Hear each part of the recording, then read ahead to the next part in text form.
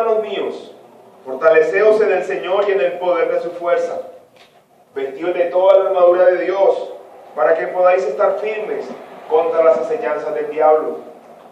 Porque no tenemos lucha contra sangre y carne, sino contra principados, contra potestades, contra los gobernadores de las tinieblas de este siglo, contra huestes espirituales de maldad en las regiones celestes. Por tanto, tomad toda la armadura de Dios para que podáis resistir en el día malo, y habiendo acabado todo, estar firmes. Estad pues firmes, ceñidos vuestros lomos con la verdad, y vestidos con la coraza de justicia, y calzados los pies con el apresto del evangelio de la paz. Sobre todo tomad el escudo de la fe, con que podáis apagar todos los dardos de fuego del maligno, y tomad el yelmo de la salvación y la espada del Espíritu, que es la palabra de Dios, orando en todo tiempo, con toda oración y súplica en el Espíritu, y velando en ello, con toda perseverancia y súplica por todos los santos. Pueden tomar asiento, mis hermanos.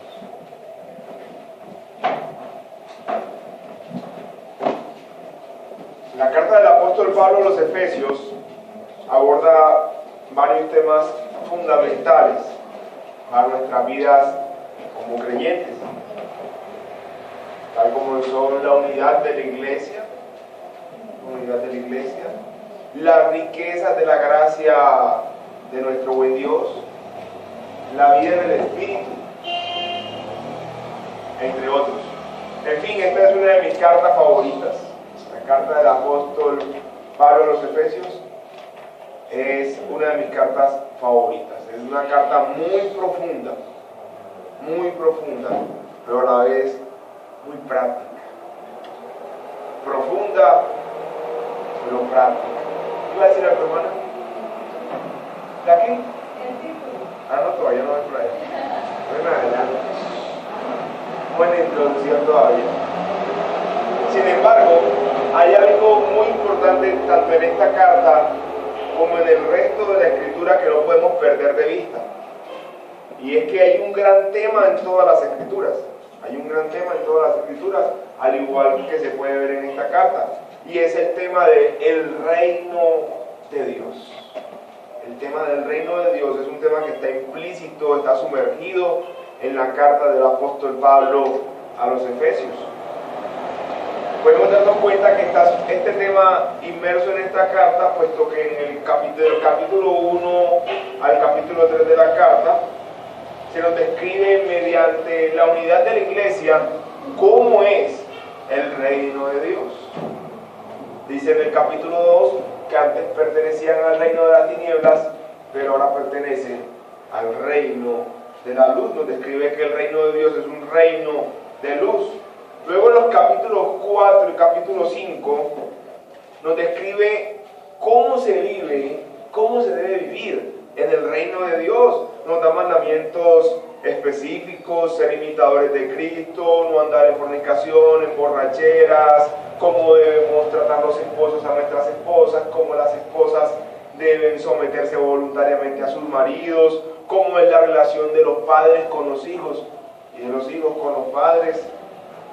Pero luego ya en la etapa final de la carta, en el capítulo 6 donde nos encontramos, nos muestra la gran batalla en el reino de Dios. La gran batalla en el reino de Dios y el gran enemigo del reino de Dios. Pero no solamente nos lo describe, sino que nos enseña cómo enfrentarlo. Y hoy nos centraremos en esta parte. Hoy veremos cómo Pablo finaliza esta carta mostrando la lucha, la batalla a la que se enfrenta el creyente y cómo debemos estar preparados para poder obtener la victoria en una lucha que es de vida o muerte. El tema de nuestro pasaje, todavía no el título, el tema del pasaje en general es el llamado de Pablo a los Efesios. Pablo está llamando a los Efesios a estar firmes contra las enseñanzas del diablo. Ese es el gran tema del pasaje. Y el título de nuestra enseñanza es La armadura de Dios, un asunto de vida o muerte. La armadura de Dios, un asunto de vida o muerte. Lo veremos en 3 puntos. Aclaro que esto es un texto muy rico, es un texto con mucho contenido. Sin embargo, hoy trataré, dentro de mis fuerzas, de abarcarlo de manera muy general para que tengamos una perspectiva general de lo que el Señor nos quiere dar en este pasaje. Sin embargo, es un texto del cual podemos aprender mucho. El libro que utilicé como referencia para estudiar este tema, un libro de aproximadamente 1000 páginas, para estudiar solamente esos versículos.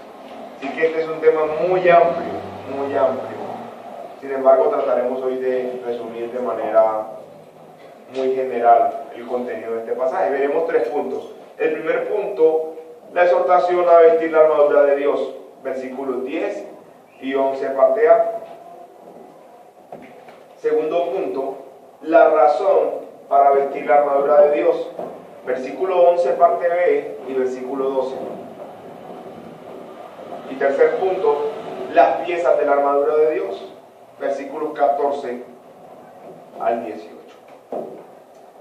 Sin más preámbulos, empecemos entonces con nuestro primer punto, la exhortación a vestir la armadura de Dios.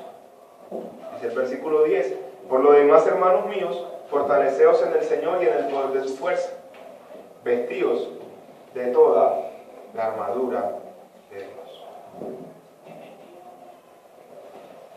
Cuando nosotros leemos la carta del apóstol Pablo a los Efesios, podemos llegar a algunas conclusiones de cuál era la situación por la que estaban atravesando estos hermanos, cuál era el contexto inmediato, por qué Pablo les escribe esta carta a ellos, por qué Pablo los llama a ellos de forma muy particular a vestir la armadura de Dios, porque no se los dijo a los de Corinto, quizás a los de Filipo, a los de Colosas, ¿cierto? Entonces comenzamos a hacer un análisis de por qué Pablo manda a los hermanos a vestirse de la armadura de Dios.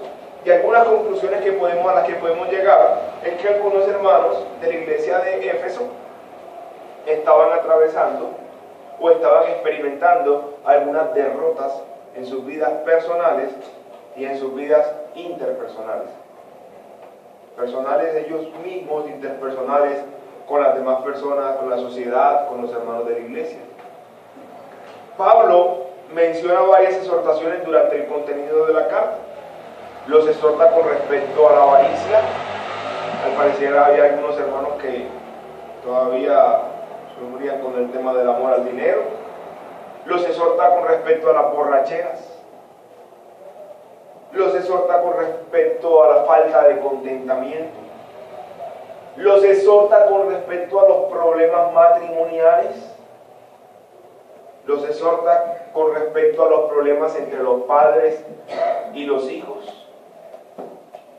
Así que esto ya nos va dando una luz de por qué Pablo los exhorta a ellos a estar firmes y a vestirse de la armadura de Dios. Los exhorta también con respecto a una incorrecta práctica en sus vidas laborales. Al parecer algunos eran malos patrones, pero al parecer otros eran muy malos empleados también. Entonces esto nos va dando una luz de por qué Pablo los llama a ellos a vestirse de la armadura de Dios. Sin embargo, Pablo les indica cómo tener victoria en estas luchas. Empieza diciendo, fortaleceos en el Señor y en el poder de su fuerza. Quizás algunos otra vez estaban ya estaban quitando su confianza del Señor, ya la fuerza no la estaban buscando en el Señor, la fortaleza de ellos ya no era el Señor, sino que estaban buscando quizás en ellos mismos, en sus propios méritos, en su propia moralidad o en las obras de la ley, como lo dice el capítulo 2, versículo 8 y 9. Porque por gracia sois salvos por medio de la fe. Entonces el apóstol Pablo empieza diciéndoles que la única manera de obtener victoria delante de Dios y delante de los hombres y delante de Satanás es con la fuerza del Señor. Es con la fuerza del Señor. Pero ¿cómo obtenemos la fuerza del Señor? ¿Cómo ¿Cómo tenemos la fuerza del Señor? Empieza diciendo inmediatamente el versículo 11, vestidos de toda la armadura de Dios. Él no le dice, vístanse algunas partes de la armadura de Dios, sino que inicia, vestidos de toda la armadura de Dios. No le dice, entreguen parcialmente algunas áreas de su vida al Señor, sino entreguen toda su vida al Señor. Otra cosa que podemos asumir de la forma en la que Él les llama a vestirse de la armadura de Dios es que no es vístanse algunos días de la armadura de Dios, sino vístanse todos los días de su vida de la armadura de Dios. O sea, estén siempre dispuestos para la batalla. Entonces podrían los hermanos de la iglesia preguntarse, ¿es acaso este un asunto tan grave? A todos los días estar vestidos de la armadura. Veamos las razones por las que Pablo les dice a ellos que tienen que vestirse de la armadura de Dios. Versículos 12, 11b y 12, ese es nuestro segundo punto. Las razones para vestir la armadura de Dios. Veamos dos motivos para vestirnos de la armadura de Dios. Dice el versículo 11, parte B, para que podáis estar firmes contra las acechanzas del diablo. Para que podáis estar firmes contra las acechanzas del diablo. Recordemos la palabra del Señor cuando le dijo a los discípulos, si alguno retrocediere, no agradará a mi alma. El reino de los cielos sufre violencia y los violentos lo arrebatan. El creyente debe estar firme contra el pecado, debe estar firme contra Satanás. La única forma de estar firmes es vistiéndonos la armadura de Dios. Además de esto, dice el versículo 12, porque no tenemos lucha contra sangre y carne. No tenemos lucha contra sangre y carne, sino contra principados, contra potestades, contra los gobernadores de las tinieblas de este siglo, contra huestes espirituales de maldad en las regiones celestes. Ahí nos está describiendo cuál es el carácter de nuestro enemigo, de Satanás, el enemigo del reino de Dios. Él no está menospreciando, el apóstol Pablo no está menospreciando la propia lucha que tenemos contra nuestros propios miembros, contra nuestras propias tentaciones. Simplemente que está mostrándonos lo grave que es la lucha contra Satanás. Lo real que es la lucha contra Satanás. Si tuviéramos que luchar solamente contra sangre y carne, ya tendríamos suficiente para tener luchas muy difíciles. Luchas contra los hombres, hay luchas muy difíciles. Luchas contra nuestras propias debilidades, son luchas muy difíciles. Sin embargo, él dice, no tenemos lucha contra sangre y carne, la lucha que ustedes tienen, sangre y carne, es nada comparada contra la lucha que ustedes enfrentan espiritualmente. Ese es el verdadero sentido que está transmitiendo el apóstol Pablo. Cuando utiliza la expresión potestades, potestades significa mucho poder. Mucho poder. Satanás no es un enemigo débil. Satanás no es un enemigo débil. Satanás es más poderoso que el creyente en sus propias fuerzas. Es por eso que el creyente debe fortalecerse en el Señor. En el Señor. Para poder así obtener la victoria. Dice William Gurnall, el autor del libro que les mencioné al principio, dice, la peor de las guerras que se haya vivido en esta tierra, pensemos en las peores guerras, Primera Guerra Mundial, Segunda Guerra Mundial, es un juego de niños. Es un juego de niños comparado con la lucha que se libra en el mundo espiritual en la vida del creyente.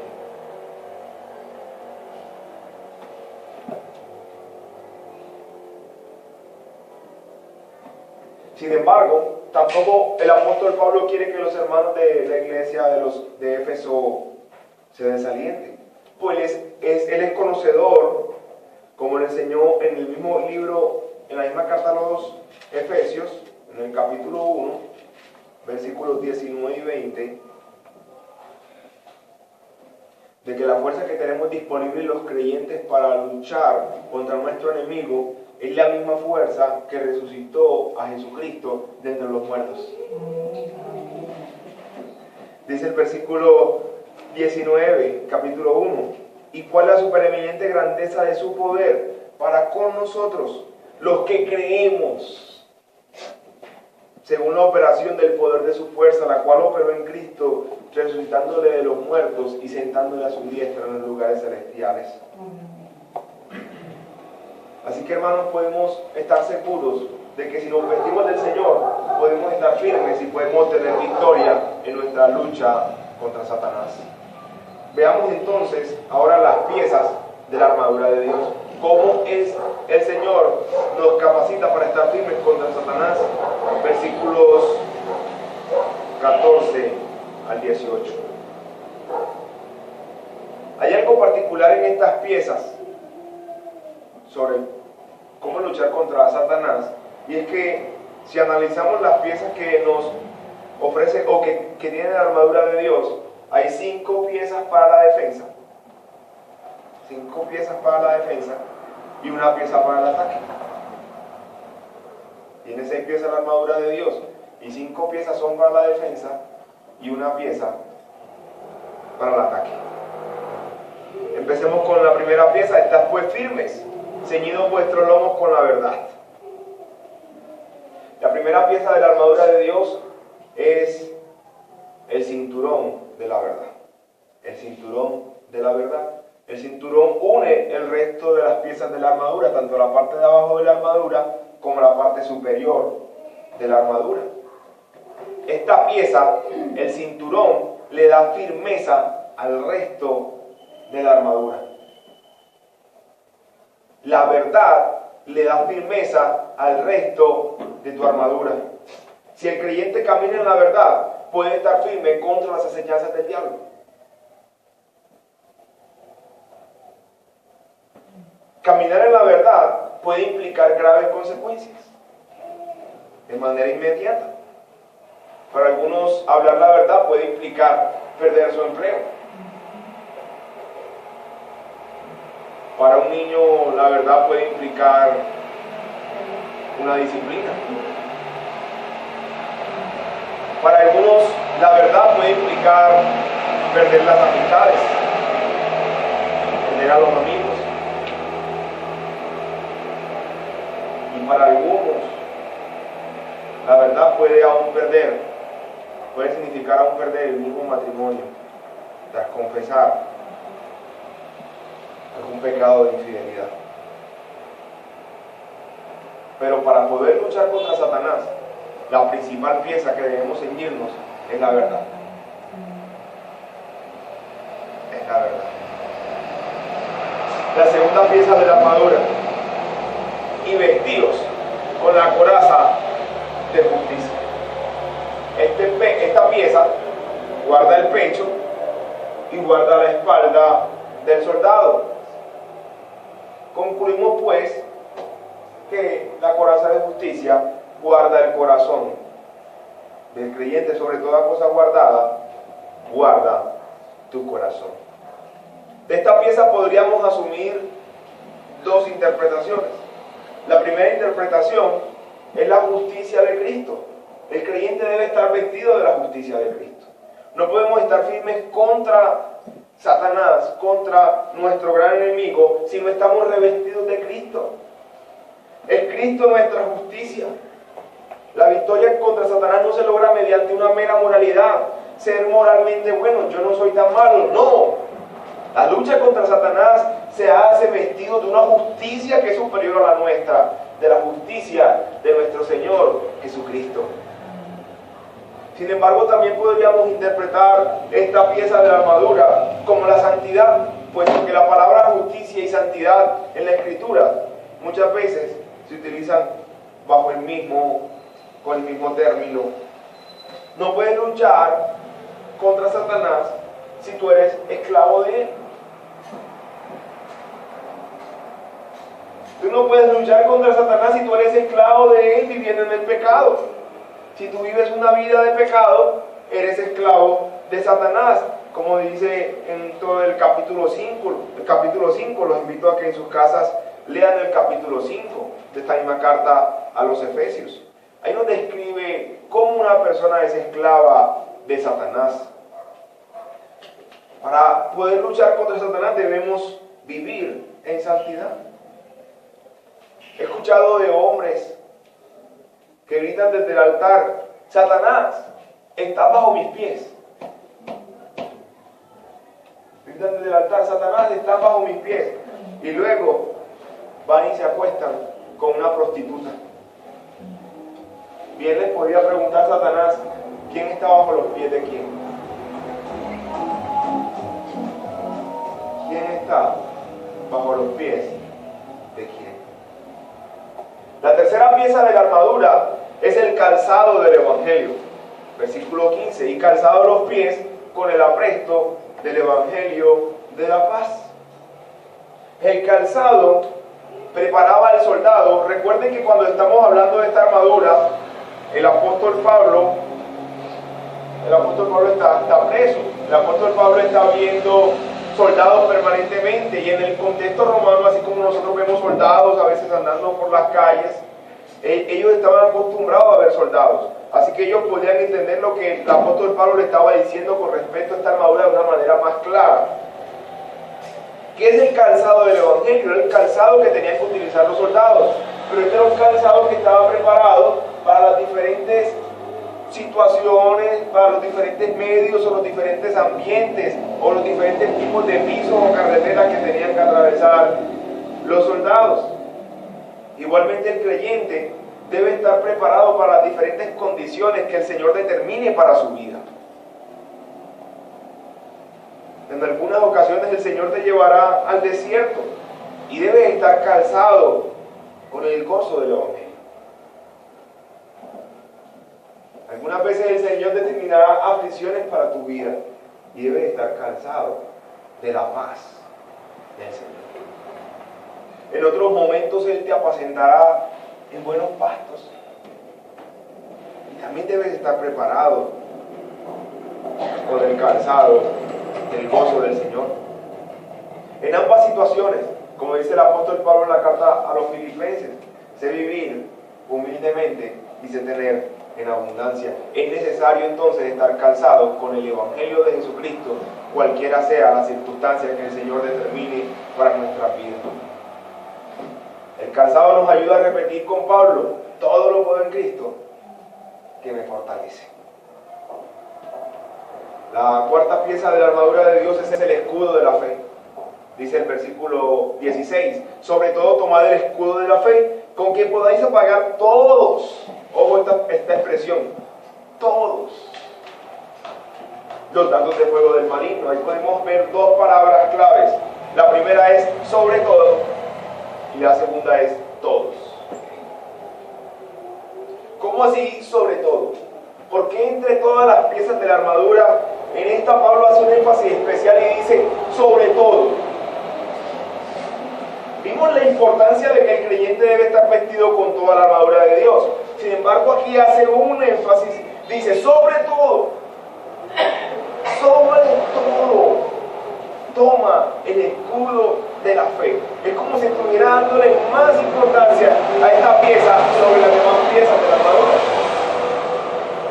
Sobre todo tomar el escudo de la fe.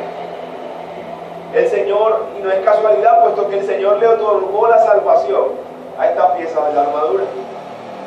Porque por gracia soy salvo por medio de la fe. Por medio de la fe. Además, puesto que todo pecado inicia en la incredulidad. Todo pecado inicia en la incredulidad. Además, como les decía anteriormente, cuando los hermanos pensaban en los soldados, ellos pensaban en soldados que andaban por las calles normalmente. Y cuando él les habla del escudo de la fe, él no está describiendo como una tapa de esos basureros, un escudito ahí pequeño, no. El escudo que el soldado vestía era un escudo que cubría prácticamente todo su cuerpo.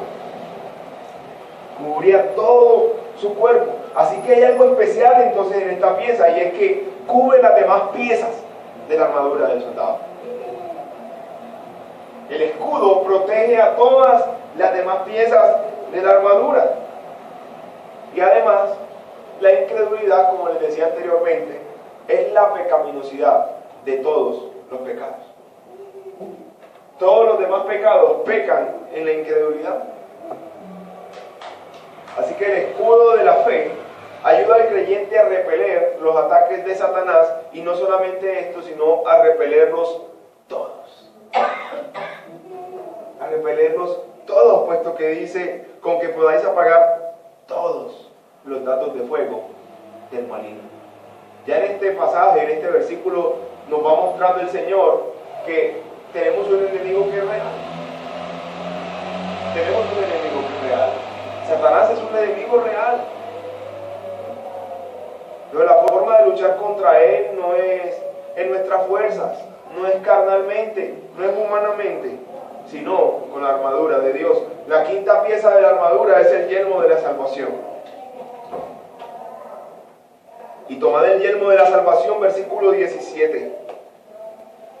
Y tomad el yelmo de la salvación. El yelmo es como un casco. Es como un casco que se colocaba sobre la cabeza del soldado. El yelmo, podríamos interpretarlo como representa la protección de la mente del creyente. La protección de la mente del creyente. La forma de mantener la mente preparada para la batalla es mediante la meditación bíblica. Mediante la meditación bíblica. Es necesario que meditemos en las Escrituras. Es necesario que reflexionemos constantemente en la palabra del Señor. Y algo importante es lo que es necesario que estemos meditando con respecto a la muerte. Con respecto a la muerte. Y con respecto a la segunda venida del Señor. Miren que el yelmo de la salvación, en otro pasaje, se refiere al yelmo de la esperanza. La esperanza de nuestra salvación.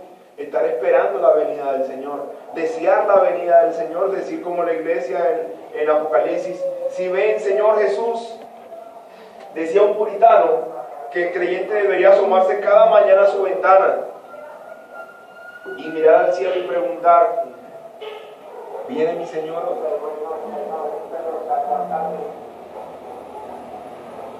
¿Viene mi Señor hoy? Y la última pieza de la armadura, es la única pieza de ataque, como les mencioné al principio. La única pieza de ataque. Sin embargo, esta es un arma que es ofensiva, pero que también es defensiva.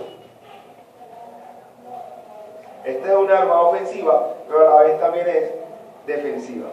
Quiero citar nuevamente a William Burnaby. A lo largo de la historia, la espada ha sido la pieza más necesaria del equipo del soldado y se ha utilizado más que ninguna otra arma. Un piloto sin mapas, un estudiante sin libros, un soldado sin espada, todos hacen el ridículo.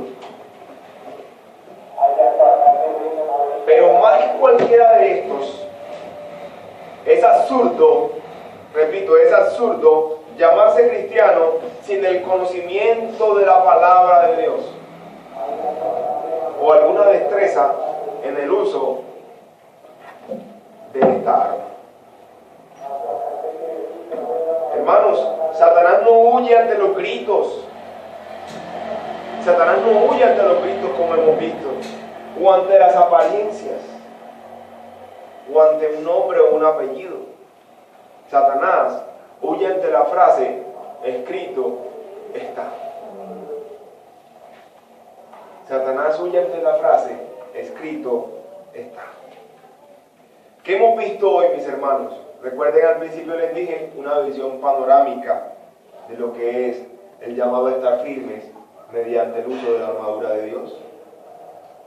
Vimos 3 puntos. El primer punto fue el llamado a vestir la armadura de Dios.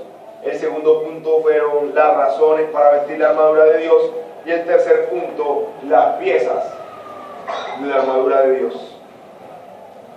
¿Cómo vemos a Cristo en este pasaje?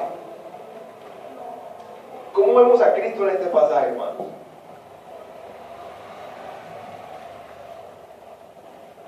Empieza diciendo, por lo demás, hermanos, fortaleceos en el Señor y en el poder de su fuerza. Cristo es la verdadera y la única fuente de fuerzas. Y es más, Cristo es la armadura de Dios. Cristo es la armadura completa de Dios. En otros pasajes Pablo les dice a los hermanos, vístanse de Cristo. Vístanse de Cristo. Cristo es la verdad. Él dijo, yo soy el camino, la verdad y la vida. Cristo es nuestra justicia. Él es el único que puede hacernos justos delante del Padre. Él nunca cometió pecado. Cristo es el ancla de nuestra fe. Cristo es el ancla de nuestra fe. Él es el varón experimentado en quebranto. Cristo es nuestra esperanza de gloria. Cristo es el Logos de Dios. Vestirnos de la armadura es vestirnos de Cristo. La manera de aplicación, mis hermanos, como aplicación. A los hermanos que llegamos a las iglesias, a una iglesia bíblica después de tantos años de pronto pertenecer a iglesias carismáticas o pentecostales, y de haber tenido un concepto equivocado respecto a la guerra espiritual, eso ha creado en algunos de nosotros, en algunos creyentes, ha creado cierta repulsión con respecto al tema de la guerra espiritual. Ha creado cierto rechazo con respecto al tema de la guerra espiritual. Así que los exhorto, hermanos, a que luego de tener el conocimiento bíblico de cómo es esta batalla, de la realidad de esta batalla, tengamos presente que quienes nos reformamos fuimos nosotros. Satanás no se ha reformado, ni se reformará. Nuestra lucha sigue siendo una lucha real. Apocalipsis capítulo 12, versículo 12 nos describe la realidad de esta lucha. Apocalipsis capítulo 12, versículo 12. Por lo cual, alegraos cielos y los que moráis en ellos. ¡Ay de dolor! ¡Ay de los moradores de la tierra y del mar! Porque el diablo ha descendido a vosotros con gran ira, sabiendo que tiene poco tiempo. Sabiendo que tiene poco tiempo. A los no creyentes, unas palabras en esta mañana para los no creyentes, y que creo que también son bien útiles para nosotros, y especialmente para los niños que están en este lugar. La forma de luchar contra Satanás y sus demonios no es con una cruz colgada en la puerta de tu cuarto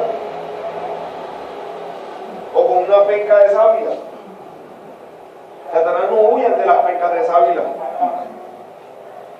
ni con un crucifijo aquí sobre tu cuello. Satanás no huye ante ninguna de estas cosas.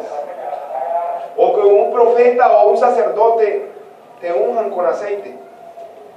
Esa no es la forma de luchar contra Satanás. La única manera de repeler al enemigo del pueblo de Dios es vestirnos de Cristo. Es recibiendo a Cristo como tu Señor y Salvador. Porque aunque no lo quieras creer, en este momento, aquellos que están sin Cristo son siervos de Satanás. Y tú no puedes luchar contra tu propio amo. Él es tu amo y le sirves a Él. La única forma es que le des vuelta atrás y mires a Cristo y pongas tu confianza en Él. Así podrás tener victoria en esta tierra y victoria eterna. El Señor te bendiga. Bueno, no sé si hay alguna pregunta.